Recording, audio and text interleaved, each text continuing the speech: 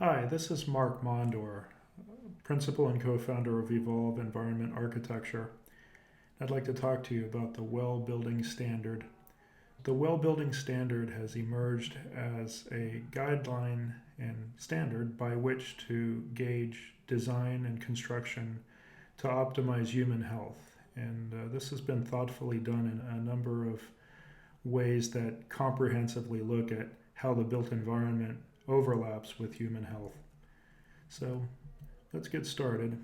I'd like to give you an overview of what WELL is and also overlap with WELL and LEED.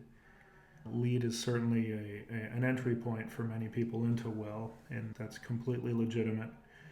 Also talk to you about WELL precedents, projects, and our own experiences with WELL, and leave you with the WELL version 2 pilot, which is what's out right now and usable. Okay, so what is the WELL building standard? The WELL building standard was designed for people, and while that may seem obvious, it actually has been designed for human health. And often, if I'm comparing WELL to LEED, I'll say that LEED is about what impact will the building have on the environment. WELL governs what impact the building will have on the occupants and human health within it. So WELL really is designed for people. It's a building standard that's performance-based, and it actually requires on-site performance. So it doesn't rely solely on simulations, but rather how does the building actually perform by virtue of on-site verification. One of the exciting things about WELL is that it was developed with actual scientific data. So you'd see that the features within WELL have actual hard numbers and metrics that need to be met. It's not a value statement only, it's also very much an active metric performance standard that needs to be met.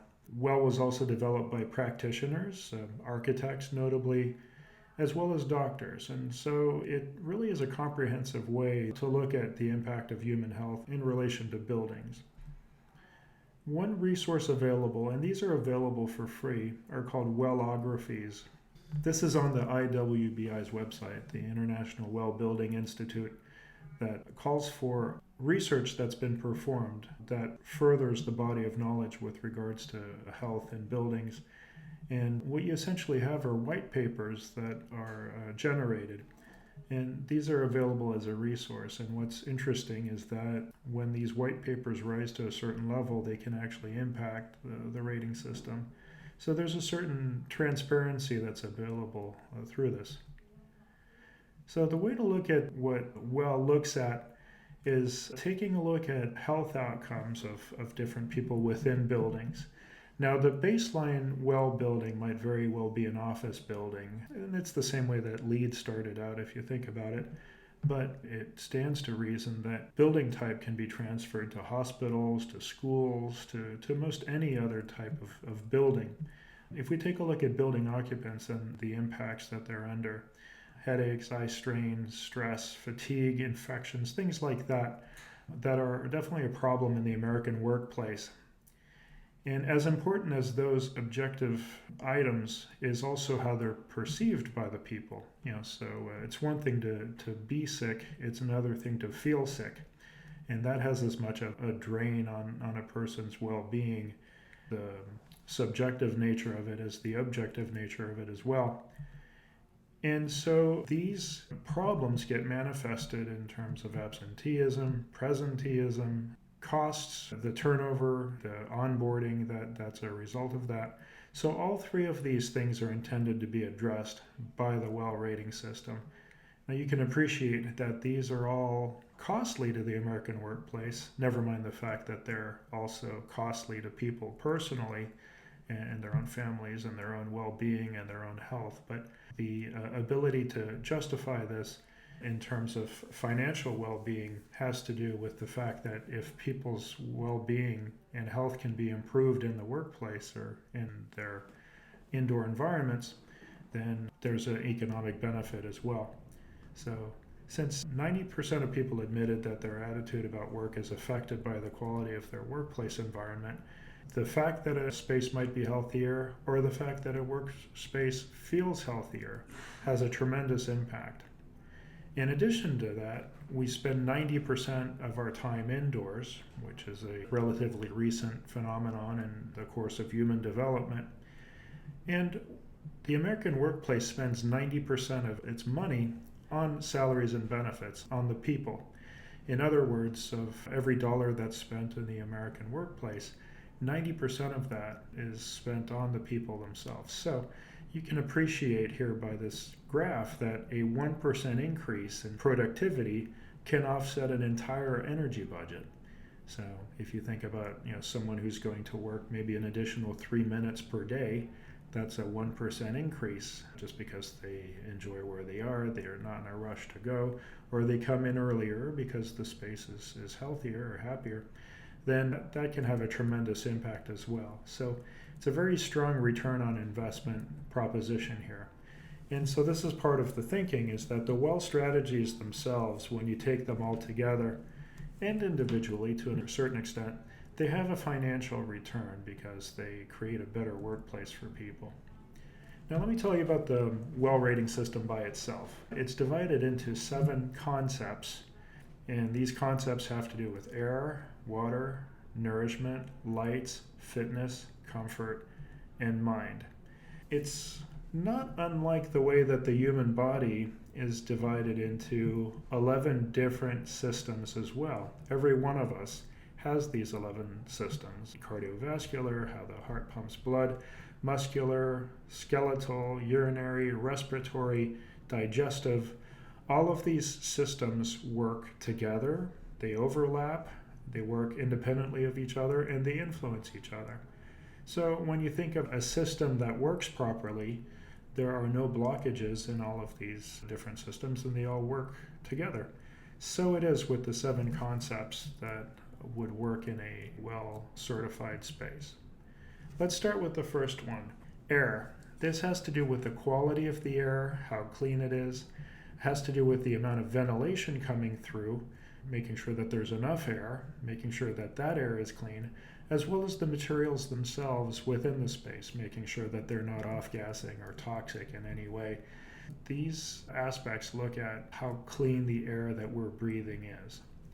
The next concept has to do with water, and that has to do with how clean the water is, making sure that it's free of contaminants, or if it has any, that they're very, very low, both organic and inorganic contaminants. The first time we worked on a well project, the calibration of the testing mechanism from the testing agency we hired was not finely calibrated enough to measure to the precision that was required for well certification, just to give you an idea of how exacting it is. If we were looking at water from the point of view of LEED, the question would be, how much water are we saving? When we're looking at it from the point of view of WELL, it has to do with how clean is that water for us to drink. Next aspect of WELL has to do with nourishment, and this is the availability of good, healthy food, real food, as well as the disincentivization of processed foods, sugary foods, snack foods, junk foods. It's not saying that you can't have them and it's forbidden, it's saying that they're to be de-emphasized. This also has to do with portion sizes. It also has to do with allergenic nature of food toxins for people. There's an educational component. This right here starts to get into one of the major differences between WELL and LEED, or another major difference, I should say, which is that this is generally a policy statement. You can design a building for this, but it really has to do with the policies. If you're designing a well-certified kitchen in a building that's going to be well-certified, you'd make sure that there's adequate space for refrigeration and plate storage and things like that, but that's about it. 99% of the manifestation of this particular feature is going to be through policies, and you can only do that through a culture of work. The next concept has to do with light and the controllability of light, the ability to avoid glare, but also the quality of the light and making sure that there's circadian lighting, a light that's tuned, that may change throughout the day, These are findings that scientists have made that show that we as people are very responsive and well attuned to lighting varying throughout the day, just the way that sunlight varies throughout the day. And our ability to control this or be subject to it is very important. Now, this might sound exotic, but the fact is that technologies for LED lighting is currently very much on board with this ability. I'm not saying it's standard or basic, but it is very much achievable. And so this is something to look at as far as artificial lighting. With regards to daylighting, of course it's encouraged because we as people are phototropic and we appreciate and respond to natural daylighting. But to the extent that we have electrical lighting, the idea is that it should be controllable and have a light quality that's in line with these requirements. The next concept has to do with fitness.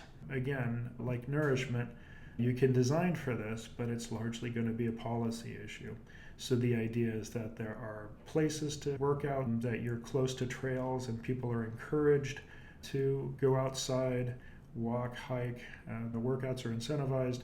When you're coming into the building, the staircase is more visible than the elevators. The idea is that there's a culture that allows and encourages fitness. And generally, the more fit you are, the more blood is pumping, the better you're going to think and perform with whatever task you're doing, whether it's taking a test or whether it's healing somehow. This is the logic behind the fitness concept. Next, we have comfort as a concept, and you can imagine where this fits into the WELL rating system. There's a lot of overlap here between comfort for WELL and comfort for LEED. The idea that you're designing for ASHRAE levels of humidity and temperature that make us comfortable. WELL goes a little bit further in that it also looks at ergonomic comfort and it looks at olfactory or odor control as a way of actually helping facilitate wellness. So the idea is that there's no distractions related to being not only too hot or too cold or too humid or too dry, but also that spaces don't smell and that your workstations are ergonomically laid out and accessible. And acoustics is also an important part of wellness as well. And then the last concept has to do with mind. And this is in some ways a catch-all, but it's also very important in that we respond to things that stimulate us. If there's an environment that has stimulating aspects in the design, whether it's a biophilic element of plants or natural sounds of water, or whether it's even artworks that are stimulating to us. There's also aspects here related to policies, like matching, corporate or organizational matching for charities and rehabilitation for employees who are going through tough times, things like that. Many of these are almost on the HR scale, if you will. But the idea here is that an organization that really helps its people also stimulates just the same way that being in a beautiful environment where we're surrounded by our senses helps us. This is the concept of mind. Okay, so now that I've explained what goes into the WELL rating system, it's probably worth now talking about how the WELL system works. There are 100 features. In LEED, these are credits. In WELL, they are features. And they are within the 7 different concepts that we just talked about. Now, within those, there are preconditions, which is akin to a prerequisite in LEED, and then optimizations, which you can look at as analogous to credits within LEED. There are a certain amount of preconditions that you have to meet no matter what. If you don't meet all of them, you are not able to get your WELL certification. And then the optimizations can be met in addition. This has changed a little bit under version 2 in that if there are certain preconditions that can't be met, they can be offset by certain optimizations that you do meet, but this is a kind of a specific granular aspect that's not worth discussing here, but just know that that is available to you. Also notice that the 7 different concepts here, there are preconditions in each one, so each one needs to be met to a certain extent here. And you'll find as you're designing or building a WELL space or occupying it, that all of these 7 different concepts really do go together and make a better space all in all. Now, the certifications, there is no basic certification. It starts at silver, and silver is met when all the preconditions are met. Doesn't pay attention to any optimizations. If you meet all the preconditions, then you have 40% of optimizations that are applicable to you, then you can achieve gold. And if you achieve 80% of the optimizations, you can achieve platinum.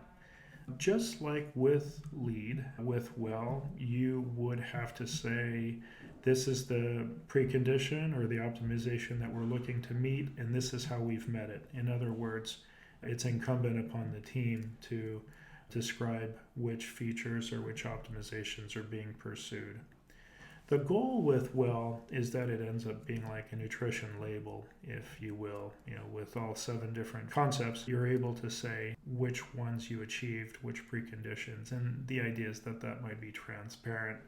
At some point in the future, when there are enough well-certified projects, then tenants as consumers can decide which spaces they prefer. If we take a look now at how to make a WELL certification work, there are really 3 aspects to it, which I was referring to earlier. One is designing. You can design it and you can build it in a certain way. But if you design and build a WELL certified space, but the people occupying it do not understand or care or value it, then it's probably a wasted effort to an extent, because in order for the WELL project to work, you really need to have the operational aspects behind it, because how you build the building is subsequent to how you actually operate the building. And then the behavior or the culture of the people within is also extremely important. So this is why WELL might work better for an owner-occupant or a tenant who is going to occupy an entire building, say, where it's an important part of their culture. It might be more of a challenge to utilize WELL in a highly tenant-driven turnover type building. It might be better for where there's a strong enough culture that can really utilize WELL concepts to substantiate themselves. Having said that, it can be a tremendous driver for an office culture or an organizational culture, such as a school or university, to rally behind wellness concepts, and it can actually be a very strong cultural builder. So that's an aspect where the design can actually leverage the culture of the occupant. Okay, so there are different WELL building standards. There's the core and shell that's available. Just like you would imagine, whatever is in the scope of construction is what you would be certifying. So core and shell, if you are doing HVAC or you're not, then you'd be beholden to WELL certification for whatever is in your scope. If you want to be safe, you can actually put in language for the tenant fit-outs to comply with wellness, but as far as the certifications go, you're really beholden to the scope that you are working towards. So you've got core and shell. Hand in glove to that would be interiors. And then you could also, of course, get a WELL certification for an entire building. Now notice existing interiors can be certified and existing buildings can be certified as well. What that really means is renovations. You would not be able to certify a walk-in space that has been already built. You would really need to have this be a part of the design process and the construction process. We can design and build a space that is going to be WELL certified, but then the issue becomes actually verifying it. And this is one of the things that makes WELL a slightly different animal, in that you actually have professionals who come on site and confirm the performance of the building itself. The certification process has to do with registration early on, documenting the credits that you pursue, like we talked about before, then verifying that performance by virtue of, you can send photographs and things, but there are also going to be contractors and employees who would actually come to the space and verify and test the performance. And then the certification occurs. The other thing about WELL certification is that recertification is necessary. So there are annual post-occupancy evaluations, and then within 3 years or at 3 years, the space needs to be recertified. Your well certification doesn't disappear if you don't do that, but it becomes known that your well certification is outdated. The idea is that it's a living, evolving certification that you maintain as the project moves along. The different players within certification are the well assessor. So this is the representative from the GBCI who answers technical questions, and that's very useful.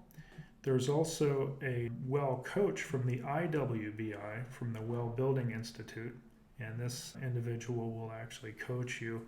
And since the IWBI actually owns and manages the well rating system, they are giving you insights as to the logic behind the credits, and that's very helpful. And then the well project administrator will be a third-party consultant who will manage the process. That's often the role that our firm would play, is the ability to actually provide input and oversight from the inception into the design, into the construction, into the operations, the post-occupancy surveys, and so forth. So it's a necessary layer of oversight that helps make sure that everything is harmonized and fits in sort of a facilitative nature. So we talked about well, and we've also talked about LEED to an extent, anecdotally, but there is a fair bit of overlap between the two. I think I mentioned why, but one of the things is that since well looks at human health and LEED looks at the environment, the two go together very well. There's probably about a 30% overlap between the two. The other aspect is that the GBCI, the Green Business Certification Institute, or GBCI Inc., is able to manage and certify the well certified projects the same way that the GBCI certifies LEED certified projects. So it's the same agency, and so you can see the role that it plays. It certifies the buildings. It also accredits the professionals, by the way. So if you're going to be a LEED AP, GBCI certifies that. If you're going to be a well AP, a well accredited professional, which I would urge you to do, the GBCI accredits you as a professional as well. Having gone through all this, and I'm sure you'd agree that it sounds pretty enticing, there are precedents that I'd like to share with you. There are about over 100 well-certified projects worldwide. This 112 figure is a few months old, so it might be better than that by now.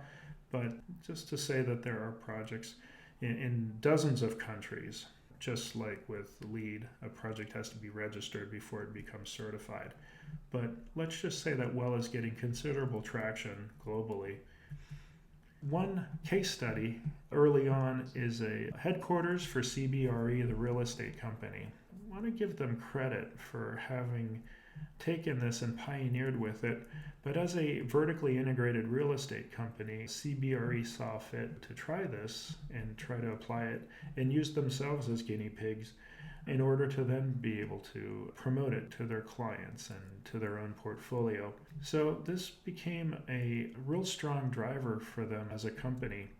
And some of the benefits that they had was that the space gave them much more, not just productivity, but perceptive and objective, but also an ability to sell their services in such a way that they're able to convey the importance of health and wellness to clients. And it changed the way that they work and the way that they see themselves, and that other people saw them as well. So it was really helpful for them. Another project that achieved WELL certification is the Phipps Center for Sustainable Landscapes in Pittsburgh, PA. Our firm worked extensively on this project, and this fit right in with the ambitions and goals of the owner and what they were trying to do, namely everything. WELL Platinum certification, this was a pilot project, also achieved Living Building Challenge. It achieved the highest LEED certification for a new construction to that point, and also 4-star site certification. So this project here was one to say, well, we've designed and built a wonderful building. Now, how do we make sure that it operates for the benefit of everybody inside? And so there were a lot of efforts given to making sure that the wellness concepts of the building itself were transferred to the building occupants and visitors. So I'd like to talk to you more about our own experience with the WELL building standard. We were the administrator and sustainability consultant for a project with the Cleveland Clinic on their main headquarters campus. And so this was an interiors within a larger building. The project itself was really a shell space that we were able to consult on. Now, it just so happens that the program for that space was the functional medicine department. Functional medicine and wellness have a tremendous overlap in the way they look at people holistically. It's a new and holistic aspect of medicine, and it made sense to have a space that performed exactly the same way, taking these wellness concepts and overlaying them in the same way. The design itself is very sensitive to the people inside, and it's actually a very delightful space that performs very well. 95% of the people coming in are going to enjoy the space without necessarily knowing how or why, and that's fine. The idea is that it's part of the experience. Walking into the space, this is the main corridor. Notice the artwork though. This was the space, a tenant fit-out space that was really a storage area, built with floor-to-ceiling partitions with concern for acoustics. And then here's the final product. So, the trademark Cleveland Clinic palette of simple materials, natural materials as accents, straight lines, things that line up, a certain element of biophilia and artwork, dark putty flooring, brightly lit spaces, so you can see the sort of clean and almost clinical nature of it. One of the spaces here has light coming in from multiple directions and the ability to louver and control light coming in, so you're never awash with it, but there's always plenty of it coming in. The face-to-face intake process within the clinic has to do with the design of when people are able to speak shoulder to shoulder facing each other. There's more intimacy and a much greater flow of information. One of the things about the Center for Functional Medicine is the desire and ability to really do a deep dive exploration on each patient. Less emphasis on the symptoms, more emphasis on the background and history of the particular individual. You'll see here as well how the spaces look. Notice the artworks. Notice the transoms that bring light in to the tops of the rooms. And then the artworks, here we are on a tour. This tour was actually essential. It was part of the onboarding of the building users. So not unlike the way a commissioning agent might train the building engineers, what this process was meant to do is actually explain to all the building users and all the stakeholders all of the things that had been done to make this a well-certified space and how they are expected to be ambassadors of it and explain it to other people as they become onboarded. So the onboarding process included graphics, booklets, also included videos that were created in order to better educate people as they come in and work in this wonderful space. The artworks themselves are of a biophilic and natural and organic nature. Here is the testing that occurred within the space. Before we could become certified, there is air testing, materials testing, water quality testing, light quality testing, acoustic quality testing. So a considerable bit of measurement and instrumentation was used in order to make sure that the space really did deliver as it was supposed to. These are some of the features that we were able to achieve, features of features, if you will. These were promotable. The Well Awareness Guide, which is the sort of pamphlet or booklet that was created, is also available for public consumption, but more importantly, it's available for anybody who comes into the space. Looking in the mind category, the post-occupancy surveys is something that's done every year, and it also helps substantiate whether the aspects that were designed for are actively being felt and met by the people who actively use the building, the space on a daily basis. Here's the guide that I was describing. I want to make it graphically appealing and beautiful, but also making it so that there's a lot of chock-full information that's easy to reference. And so some of the post-occupancy survey responses, generally positive. We don't necessarily want or need 100% satisfaction. People who have constructive criticism to say is perfectly acceptable, because that gives us things to improve and focus on and make the building better. So these are things that we track and respond with in order to either address or improve. I'd like to tell you a little bit about the LEED version 2 pilot. Version 2 is out there. Now, when you have a choice, you can do version 1 or version 2 at this point in time. You would probably want to do version 2 in any case, because you can always pick the version 1 items that you'd like, but you can do the version 2 items too. You really can cherry pick to a certain extent. It's not cheating. It's what the evolveEA wants you to do in order to maximize the features for your own credit.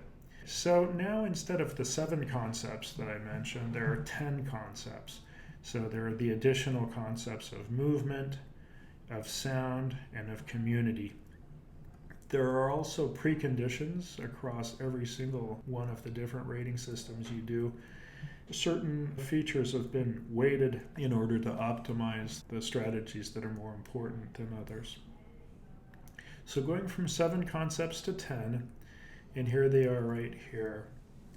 As you're moving forward, keep this in mind. The WELL rating system is a really powerful tool, and whether you use it or not, at least be aware of the concepts that are within it, because it's not just a wouldn't it be nice. There actually is hard scientific data and evidence-based design behind these features. And so the scientists and the post-occupancy surveys throughout are constantly adding to the body of knowledge, and it's a good opportunity to learn from that. One last thing I'd like to tell you is that there is an opportunity to do well in portfolios, and this might be useful to developers, or it might be useful to institutions that have multiple buildings, like higher education or schools or healthcare or retail. Keep this in mind, because it's a way of actually driving down your costs by virtue of economies of scale. And as you are able to integrate certain strategies into your overall design strategies, you're able to really kind of tunnel through waste by being able to integrate and standardize the priorities that you have.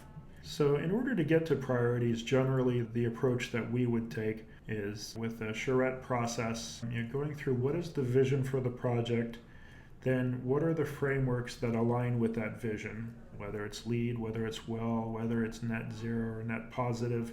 There are other frameworks out there, but which frameworks align with what the vision is for the project? And then from that, identifying goals, then pursuing them, and then using the strategies by which to pursue the goals, and then determining the indicators by which to pursue. So by tracking indicators, or by setting indicators as targets and then seeing if you're able to achieve them, think of these as nested circles within which you can ultimately create a product that manifests the vision itself. With that, I'd like to thank you for your time. Hopefully you enjoyed this.